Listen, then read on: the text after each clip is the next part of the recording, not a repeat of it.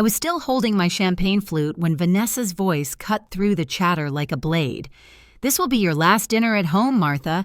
Next week, you'll be moving into Seaside Haven Assisted Living." The room went silent. My fork hovered over the plate. My granddaughter Lily gasped, her eyes brimming with tears, only to be silenced by her father's firm hand on her shoulder. I let the silence linger. Then, with the calmest smile I could muster, I raised my glass and replied, "If this is my last meal at home, then it's also your last meal in this house." The shock rippled through the room. Vanessa's smile faltered. Eric shifted uncomfortably, his jaw tightening. And Lily, sweet Lily, covered her mouth to keep from crying out. "My name is Martha Reynolds, and I am 70 years old. For nearly 5 decades, I worked as an English teacher at a community college in Los Angeles. Books and young minds kept me alive after my husband Richard died far too soon. I raised my son Eric alone through scraped knees, science fairs, heartbreaks, and graduations. I believed that love and sacrifice would build a bond nothing could break. I was wrong. As I sat at the long mahogany table of the seaside villa I had secretly paid for, I realized this night would mark a turning point in my life. My birthday was supposed to be a celebration, a testament to survival and endurance. Instead, my own son and his wife staged it as my farewell dinner, a polite execution dressed in candlelight and roses. Vanessa leaned forward, her crimson lips curling into a smile I had long learned not to trust. Seaside Haven has everything you'll ever need.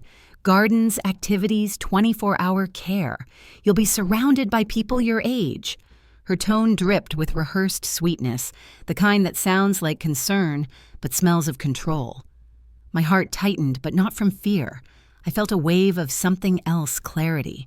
I had spent years hoping that Eric would return to me, that the boy who once clutched my hand during thunderstorms still lived inside the man sitting across from me. But tonight, staring into his downcast eyes, I saw only weakness, a man tethered by a wife's ambition and his own silence. Around the table, relatives exchanged uneasy glances. Some avoided looking at me as if my dignity were already gone. Others stared at Vanessa with thinly veiled disapproval but dared not speak. The ocean roared outside the glass windows, and for a moment, I thought it echoed my own fury. I didn't raise my voice. I didn't need to. The power of truth, when spoken plainly, doesn't require volume. It requires timing. And tonight, I understood the timing was mine to claim. They thought I was defenseless. They thought age had made me pliable, ready to be packed away like old furniture. What they didn't know, what no one at that table yet realized, was that I held far more than memories in my hands. And soon they would discover that this birthday marked not my ending, but theirs. After that dinner, when the guests finally left and the echo of forced laughter faded into the ocean breeze, I sat alone in the quiet villa. The clinking of dishes still rang in my ears, but louder was the memory of my husband Richard's voice, promising we would raise our son with love strong enough to outlast storms. He had kept his promise until the day cancer took him. After that, the storms were mine alone. Eric had been only 12 when his father died. I remember the way he clung to me that first night, whispering through tears, "Don't ever leave me, Mom." I swore I never would. For years, I carried his weight and mine, juggling 2 jobs, attending every game, every recital, every broken heart. I thought my sacrifices had built a fortress around us. But fortresses can crumble from the inside. The cracks began when Eric met Vanessa. At first, she was all politeness and charm, praising my cooking, asking about Richard as though she cared. But slowly, almost invisibly, she wove herself between us. She was clever, too clever. A sigh here, a suggestion there. "Eric, your mother shouldn't be driving anymore," or "Don't you think she depends on you too much?" Like a spider, she spun her web until my son no longer looked at me the same way. The boy who once begged me never to leave him now barely visited unless Vanessa needed something.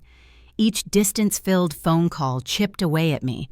By the time they moved into this villa, my villa, though they didn't know it, he was a stranger who carried my blood, but not my trust. I might have sunk into silence if not for Helen Parker, my neighbor and oldest friend. That night, she came by with her shawl wrapped tight around her shoulders, eyes sharp but kind. "Martha," she said, settling into the armchair across from me, "you can't keep letting them write your story. They'll erase you if you let them." Her words struck deep. Helen had watched Eric grow up, had seen my sacrifices, my years of loneliness. She knew what Vanessa was doing even when I tried to excuse it. "Love doesn't mean silence," she whispered. "Sometimes love means fighting for your own dignity." As I stared at the flickering candles left over from the party, I realized she was right. The time for hoping quietly was over. The time for action had arrived. Helen's words echoed in my chest long after she left. By morning, I knew silence would no longer protect me. It would only bury me alive. So I called the one man who had stood by me through storms of paperwork, wills, and taxes, Daniel Grant, my lawyer of 25 years. Daniel arrived at the villa that afternoon, his briefcase clicking open on the dining table that still smelled faintly of roses from the party. He was a tall man with graying hair and a calm that could steady any storm. "Martha," he said gently, "I knew something was wrong the second I heard your voice on the phone. Tell me everything." And so I did. I told him about the birthday ambush, about Vanessa's announcement, about the shame of being paraded like an old relic in front of family. My voice never cracked, but inside I was trembling. Daniel listened, not interrupting, his pen poised but unused. When I finished, he simply leaned back and said, "It's time." With deliberate care, I pulled out a leather folder I had kept hidden in my bedroom closet. Inside were deeds, bank statements, contracts, receipts of a life they never imagined I led. The truth was simple, yet devastating. The villa where Eric and Vanessa lived belonged to me. So did 3 rental properties across Los Angeles, acquired over decades of cautious saving and investment. Daniel studied the papers, his brow lifting slightly. "They don't know, do they?" I shook my head. Eric has always believed the villa was his reward for marrying well.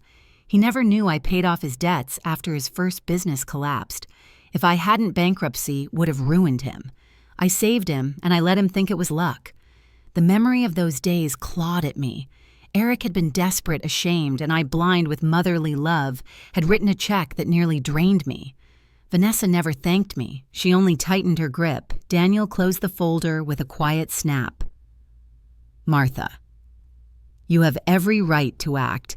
I can prepare eviction papers within days. If they push you, we push harder with the law on your side." For the first time in years, I felt the ground shift beneath me. Not with fear, but with power. The woman they tried to silence had a voice, and soon they would hear it in every courtroom and every locked door they thought was theirs. Daniel left with the folder tucked under his arm, promising to return within the week with documents that would turn my whispered threat into an undeniable reality. For the first time in months, I slept soundly, but peace never lasts long when someone is desperate to erase you. By Tuesday, the whispers had begun. A neighbor crossed the street rather than meet my eyes. A cousin I hadn't spoken to in years left a voicemail, her tone hesitant. "Martha, I heard you've been forgetting things. Maybe it's time you accept some help." Forgetting things. My mind was sharp as glass. I managed tenants, investments, bills, even crossword puzzles every Sunday. I knew this wasn't random gossip. It had Vanessa's perfume all over it, sweet, cloying, poisonous. The confirmation came 2 days later with a knock at my door. A man in a navy blazer carrying a clipboard and speaking in a rehearsed tone introduced himself, Dr. Harris. "I'm here to conduct a wellness evaluation." My stomach turned cold. "And who requested this visit?" I asked, though I already knew. "Your family. They're concerned about your mental health." His eyes swept my living room like he expected to find chaos, dirty dishes, unpaid bills, signs of decay. Instead, he found a spotless home, the smell of fresh coffee, and my morning paper folded neatly on the table. "Dr. Harris," I said evenly, "I did not request this evaluation, nor will I allow you to conduct one without my consent or a court order." He shifted uncomfortably. "Mrs. Reynolds, it's standard procedure." Sometimes patients don't realize I cut him off with a laugh that was sharper than a knife. "I am not your patient." And if my daughter-in-law thinks sending a stranger to my door will frighten me, she has underestimated the wrong woman. I escorted him out, but I knew Vanessa wouldn't stop there. She never did. The next escalation came faster than I expected. A patrol car pulled into my driveway that same evening, red and blue lights cutting through the twilight. My heart clenched, not from guilt, but from dread. I opened the door before the knock. Mrs. Reynolds. The officer was tall, middle-aged, his badge glinting under the porch light. I'm Officer Collins. We received a call about a possible welfare check. Reports suggested you might be unstable. There it was, the word she wanted the world to believe, unstable. I invited him in. Officer, please look around. Do I seem unstable to you? He glanced at the tidy living room, the books stacked neatly by my armchair, the half-finished knitting project folded on the couch. His eyes softened. No, ma'am. You seem perfectly capable. But I have to follow procedure. Calmly, I went to my desk and retrieved a folder I had anticipated needing one day. Inside were my most recent medical evaluations, clear, precise, stamped by my longtime physician, Dr. Patel. Alongside them, I kept a notarized statement from Dr. Patel himself affirming my cognitive health. I handed it to Officer Collins. He read carefully, then exhaled. Mrs. Reynolds, this is more thorough than anything we usually see. I'm sorry you've been put through this. I gave him a small, tired smile. Don't be sorry for me, officer. Be sorry for the people who think lies can outlast the truth. Before he left, he lowered his voice. I can't put this in my report, but off the record, whoever's trying to smear you is running out of room to play. They're making themselves look desperate. As the patrol car drove away, I stood at the window watching the lights vanish into the night. Vanessa thought she could rewrite my story with whispers, with fake doctors, with police reports. What she didn't understand was that every move she made only tightened the noose around her own neck. She wanted to paint me as a fragile old woman slipping into senility. Instead, she had awakened the side of me that Richard used to call unbreakable, the side that would not be silenced, not again. And this was only the beginning. The night after Officer Collins left, I sat in my study, the house wrapped in silence but my mind roaring louder than the ocean outside. I told myself I was safe, that Vanessa's smear campaign had failed. Yet something gnawed at me, a restless instinct I couldn't shake. I walked to the cabinet where I kept my most treasured possessions, Richard's gold watch, my mother's sapphire brooch, the pearl necklace passed down through 3 generations. When I opened the velvet box, my blood ran cold. Empty. I pulled out drawer after drawer, checked every hidden pouch and envelope. Gone. The necklace, the brooch, the watch, all of them vanished. Only the hollow imprint in the velvet remained, mocking me. My knees nearly gave out, and I gripped the edge of the cabinet to stay upright. These weren't just jewels. They were memories, pieces of my life I had intended to leave behind for Lily one day, proof that our family had roots deeper than greed. I knew immediately who had taken them. By morning, I called Helen. She arrived within the hour, her face pale when she saw me holding the empty jewelry case. "Oh, Martha," she whispered, covering her mouth. "They didn't just try to take my dignity," I said, voice steady though my hands trembled. "They've been robbing me piece by piece." Helen straightened her eyes, flashing. "Then it's time you stop fighting alone. I know someone, a private investigator. Discreet, thorough. His name is Mr. Alvarez." That afternoon, we sat across from Mr. Gabriel Alvarez in his modest office downtown. He was a sharp-eyed man in his 50s with a voice that carried both authority and patience. He listened without interruption as I described the missing heirlooms, nodding occasionally, jotting notes in a leather book. "Mrs. Reynolds," he said finally, "these kinds of thefts rarely disappear into thin air. Pawn shops are the first place to look. If your suspicions are correct, we'll have a trail." The next 2 days blurred into a whirlwind of visits. Alvarez drove us across Los Angeles from dusty pawn shops tucked into alleys to gleaming storefronts on busy boulevards. Each time he showed photos of my jewels. Each time my heart raced. On the 3rd day, our search ended in a cramped shop near Santa Monica. The owner's eyes lit with recognition the moment Alvarez laid the photos on the counter. "Yes," the man said, pointing to the pearl necklace. "A couple brought these in about 2 months ago. Said they were family heirlooms, needed quick cash. My throat closed. Alvarez leaned forward. "Can you describe them?" The owner didn't hesitate. Man in his 40s, nervous. Woman blonde, confident, talked more than he did. They argued about the price. I remember because she kept insisting it was worth more, but still took the money. I pressed my hand against the counter to steady myself. Eric and Vanessa. My son and his wife selling my history for scraps. How much I managed to ask. The owner rifled through his records. $2,000 for the lot.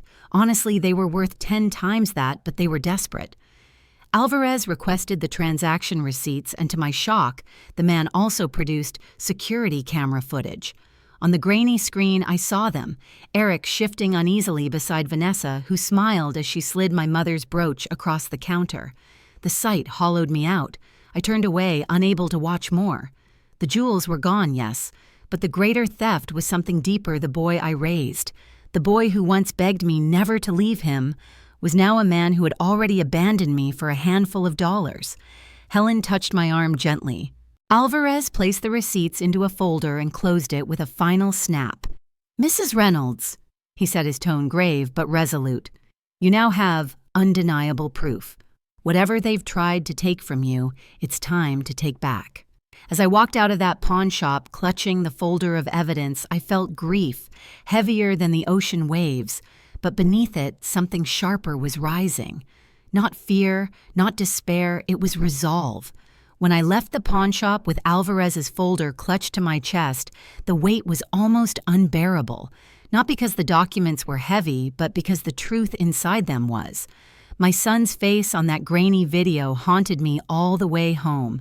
Still, grief alone could not guide me anymore. Evidence had power, and power needed to be used. The next morning, Daniel returned to the villa.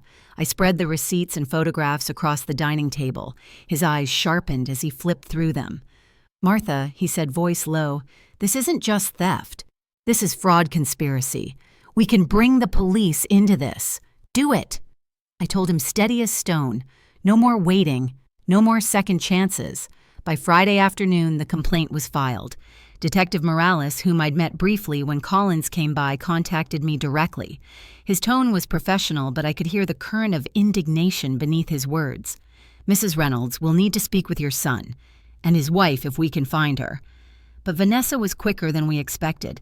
By the time subpoenas were issued, she had disappeared. Her phone disconnected, her social media wiped clean. Eric, however, was not so fast. The knock at his door came on a Sunday morning. Witnesses told me later he looked stunned when the detectives handed him the summons, his hands trembling as he signed. My own heart twisted imagining it, but then I remembered the jewelry case, the pawn shop footage, Lily's muffled sobs at my birthday dinner. Justice wasn't cruelty. It was consequence. Days later, as the investigation deepened, Lily showed up at my villa. Her face was pale, her eyes restless, as if carrying a secret too heavy for someone her age. She closed the door behind her and whispered, "Grandma, I need to show you something." She pulled out her phone, hands shaking, and scrolled to screenshots of a family group chat. In them, Vanessa's words burned like acid. "If Eric doesn't convince her to sign over the deed, we'll move her to Seaside Haven. Once she's in the house is ours. Don't fail me." I read the messages slowly, each word a blade. Eric's responses were hesitant, defensive, but never defiant. My son hadn't just been manipulated, he had complied. "Why are you showing me this?" I asked gently. Tears slid down Lily's cheeks. "Because I can't pretend anymore. Mom's destroying you and Dad's letting her. But you're my grandmother. You're the only one who's ever truly been there for me." I wrapped her trembling hands in mine. "You're brave, Lily. Braver than both your parents." The next day, Daniel arrived with a stack of documents. The eviction order for Eric. Legal, final, undeniable. He laid it on the table between us. "This is it, Martha. Once you sign, there's no going back. He'll have 30 days to leave, but given the fraud, we can request immediate removal." I looked at the paper, at the neat black letters spelling out the undoing of decades of sacrifice. My pen felt heavy, my heart heavier. But when I thought of Richard's watch, my mother's brooch, my son's silence, as Vanessa plotted my exile, the decision crystallized. I signed. My signature curved across the page with the steadiness of a woman who had finally chosen herself. As Daniel gathered the papers, he looked at me with quiet respect. "You just took back your life." I nodded. "And now they'll learn what it costs to try to erase me." For years, I had allowed love to excuse betrayal, but not anymore. From this moment on, the house, the truth, and my dignity were mine again, and no one, not even my own son, would take them from me. The ink on the eviction order was barely dry when the first court hearing was scheduled. I sat in the echoing chamber, my papers neatly stacked before me, while Eric shuffled into the room with shoulders hunched, as though gravity had suddenly grown cruel. He avoided my eyes, as if looking at me might shatter what little pride he had left. The judge began with formalities reciting charges of fraud, unlawful sale of property, and theft. But the room grew heavier when the conversation shifted to Eric himself. His lawyer whispered frantically in his ear, but Eric finally raised his head, his voice cracked and small. "It wasn't just greed," he said. The words echoed through the chamber, startling even me. Vanessa knew things about me, things I couldn't risk coming out. She threatened to destroy me if I didn't go along with her plan. The judge gestured for him to continue. My chest tightened. Eric swallowed hard, his eyes darting toward me before retreating back to the table. "Years ago, I made mistakes with my business taxes. When one of my ventures collapsed, I manipulated numbers, tried to cover debts. I thought I could fix it before anyone noticed, but Vanessa found out. She said if I didn't push my mother into assisted living and secure the deed to the house, she'd report me for tax fraud." A murmur swept through the courtroom. My hands gripped the edge of the bench, not out of surprise, but out of confirmation. I remembered the mysterious shortfall in his accounts years ago, the frantic calls, the desperation in his voice. I had bailed him out quietly, then thinking I was saving him. Now I realized I had only armed Vanessa with the weapon she used to enslave him. Eric's voice broke. "I thought I was protecting myself. I thought I could keep Mom safe by playing along at least until I figured a way out. But instead, I let Vanessa poison everything. I sold her my loyalty, and in the process, I sold my own mother." He sank into the chair, his face pale, his hands trembling. For a fleeting moment, I saw the boy he had once been, the boy who clung to me after Richard's funeral, who promised never to leave me. But that boy was gone, buried beneath weakness and shame. The judge asked if I wished to respond. I rose slowly, my knees steady despite the years. My voice carried across the room low and cutting. "Eric Reynolds," I said, looking directly at him. He flinched. "You are not the son I raised." The boy I raised knew courage. He knew integrity. He would never have traded his mother's dignity for his own cowardice. But you made a choice. And now, you will live with the consequences of that choice." His eyes filled with tears. "Mom, please." I shook my head. "No. You had every chance to come to me to tell me the truth, to trust me. Instead, you trusted the woman who turned you against your own blood. That was your decision. And now, this courtroom, these charges, this shame is the only truth left to you." He lowered his head, shoulders quaking, his lawyer patting his arm in futile comfort. I sat back down, my heart splitting in two. Part of me wanted to cradle him like the child he once was. The other part knew that love without accountability is nothing but an open door to destruction. The judge called for a recess, and the gavel struck like thunder. As I gathered my papers, I didn't look at Eric again. I couldn't. My words had already cut deeper than any silence ever could. Walking out of that courtroom, I knew the truth had been laid bare. My son was not my enemy, but he was no longer my ally. He was a man who had chosen weakness over honesty, and he would have to walk through the fire of his own making. And for the first time, I no longer felt guilty for letting him burn. When the gavel struck for the final time in Eric's case, it felt less like justice and more like a funeral. Vanessa had vanished entirely, slipping into the shadows, leaving unpaid debts and arrest warrants in her wake. The authorities branded her a fugitive. Eric, on the other hand, was sentenced to probation and ordered to repay restitution. It wasn't prison, but it was a cage of a different kind, one built of shame and obligation. I left the courthouse lighter than I had entered, but not without scars. My son walked free in body, but not in spirit. And for me, freedom meant something different altogether. It meant release. I could no longer cling to illusions of who he used to be. In the weeks that followed, I began to breathe differently. The villa no longer felt like a battleground, but like a sanctuary reclaimed. I spent mornings walking along the shoreline, letting the Pacific wash away the residue of betrayal. Afternoons, I poured my energy into something new, a foundation I established in Richard's name dedicated to women of my generation who had been manipulated, discarded, or silenced by their own families. We called it the Silver Dignity Fund. Every dollar I had, once secretly funneled into Eric's survival, now went to women who, like me, deserved to be seen, heard, and protected. It should have been enough. But life rarely ends with tidy resolutions. It prefers surprises. One crisp October afternoon, as golden light poured through the windows, the doorbell rang. I wasn't expecting anyone. When I opened the door, a young man stood there. Tall, early 20s, with hair that curled slightly at the edges and eyes so achingly familiar, they nearly stopped my breath. Mrs. Reynolds. His voice was steady but unsure. My name is David.